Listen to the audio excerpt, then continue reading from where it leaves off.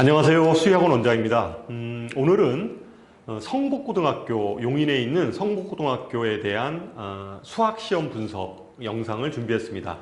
많은 예비고1 학부모님들이 학교 수학시험이 어떻게 출제가 되는지 굉장히 궁금해 하시는 것 같아서 성북고등학교에 대한 수학 문제, 그러니까 작년도 1학기 시험 문제예요. 1학기 중간고사 시험 문제를 분석해서 이 학교의 시험의 출제 경향이 어떻고, 그 다음에 이 학교 학생들의 성적 분포가 어떻고, 좀 어떻게 준비를 하는 게 좋을지 이 부분에 대해서 오늘 말씀드리도록 하겠습니다.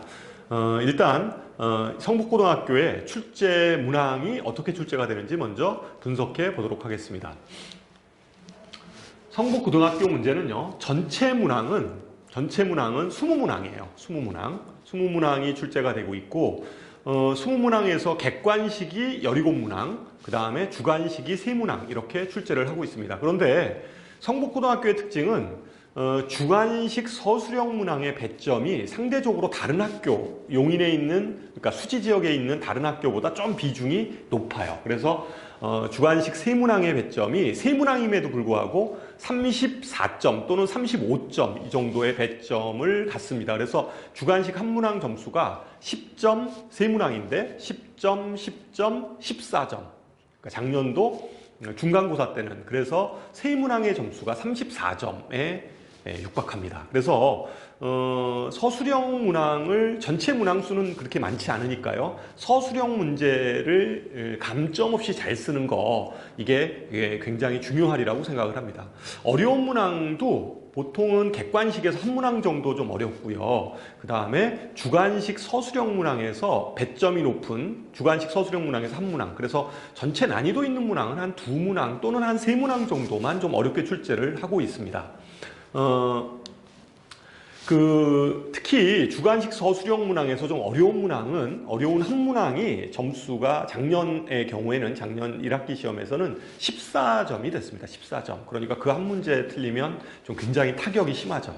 그러니까 어쨌든 고등학교 시험에서 중요한 건 어쨌든 시간 관리 굉장히 중요하고요. 그 다음에 서술형에서 좀 그냥 대충 쓰면 안 돼요. 그러면 다 감점입니다. 그래서 특히 성북고등학교는 서술형 관리에 좀 학생들이 많이 신경을 써야 되겠다. 이런 생각을 해봅니다. 그러면 이제 이러한 시험에 구체적으로 어떤 문제들이 좀 출제가 됐는지 살펴보도록 하겠습니다. 요게 객관식 17번 문항인데요. 객관식 17번 문항인데 이참수 문제고 이거는 모의고사 기반 문제인데 워낙 이런 문제들은 많이 좀 출제가 되는 유형입니다. 그래서 객관식 17번 문항은 크게 어려움 없이 많은 학생들이 풀었으리라고 생각을 하고요. 그 다음에 요게 서술형 맨 마지막 문제입니다. 맨 마지막 문제인데 요게 14점짜리였죠. 14점짜리고 그러니까 우리가 방정식을 그래프로 이렇게 생각하는 그러한 문제입니다. 그래서 여기에 새끼 문제가 3문제가 이렇게 들어가 있어요. 새끼 문제가 들어가 있어서 1번, 2번, 3번 이것을 차례 이렇게 푸는 문제죠. 그러니까 처음 게 6점, 그 다음 문제가 5점, 그 다음에 세 번째 게 3점 이런 식으로 구성되어 있는 문제입니다. 그래서 이 한 문제를 만약에 시간이 없어서 이게 주관식 맨 마지막 문제인데 이 한 문제를 틀려버리면 14점이 날아갑니다. 그러니까 굉장히 타격이 심하죠.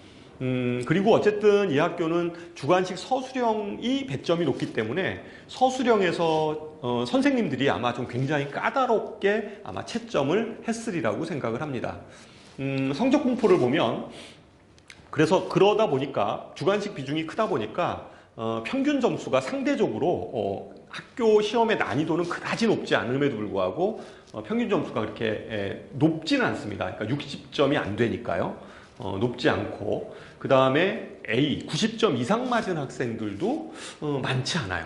그러니까 한 4.5% 정도 이 정도 되고 이 학교의 또 하나의 특징은 근데 60점 미만자들이 좀 굉장히 많아요. 그러니까 학교의 아이들이 수학 성적이 그다지 이렇게 별로 안 좋은, 그러니까 아이들이 수학을 좀 잘하는 학생들이 좀 많이 이렇게 분포되어 있지는 않다. 그러니까 굉장히 못하는 아이들도 꽤 많이 분포되어 있는 학교다. 이렇게 우리가 생각을 할 수 있어요. 물론 이 성적 분포는 뭐 매년 그런 건 아니죠. 매년 그런 건 아니고, 근데 학교 이 전체적으로 성북고등학교라는 학교의 분위기를 보면 뭐 상위권 아이들은 좀 상당히 좀 하는 아이들은 있는데 아주 못하는 아이들도 꽤 많이 분포되어 있는 이러한 학교죠. 그러니까 성적 편차가 좀 심한 이런 학교라고 우리가 볼 수가 있습니다. 그렇다고 한다면 성북고등학교의 시험 대비는 그러면 어떻게 해야 될까? 이것에 대해서 말씀을 드리도록 하겠습니다. 성북고등학교의 시험은 학교에 보통 이제 선생님에 따라 그것도 달라요. 부교재를 쓰는 선생님들도 있고, 부교재를, 그러니까 교과서 플러스 부교재인데 부교재를 안 쓰는 선생님들도 있어요. 그래서 그거를 뭐 딱히 이 학교는 부교재를 꼭 다 쓴다 안 쓴다 이렇게 얘기를 할 수는 없습니다. 작년의 경우는 그냥 학교에서 부교재 쓰지 않고 프린트를 제공을 했습니다. 근데 이제 그 프린트 내용들은 뭐 아주 좀 어려운 문항들로 이루어진 어떤 모의고사 기반의 프린트들은 아니었고요. 그냥 기본적인 어떠한 프린트들을 학생들한테 제공을 했고, 그거를 가지고 교과서와 더불어서 수업을 하신 것 같아요. 그리고 출제도 어쨌든 그러한 프린트 기반으로 해서 아마 출제를 하셨으리라고 생각을 하는데, 교과서나 프린트를 가지고 출제를 하셨으리라고 생각하는데, 결과적으로 아까 그 어려운 문제들을 보면 어려운 문제들의 출제의 베이스 기반은 역시 그래도 모의고사 기반입니다. 그래서 상위권 아이들 같은 경우는 모의고사 문제들, 최소 한 3, 4년 정도의 모의고사 문제들은 충분히 좀 다 풀어서 학교 시험에 좀 대비를 하는 게 중요하다. 그러니까 결론을 얘기하면 이 학교는 학교 시험이 그다지 이렇게 어렵게 출제되는 학교는 아니지만 어쨌든 서술형 비중이 크기 때문에 그냥 답만 내는 이 정도 가지고는 안 되고요.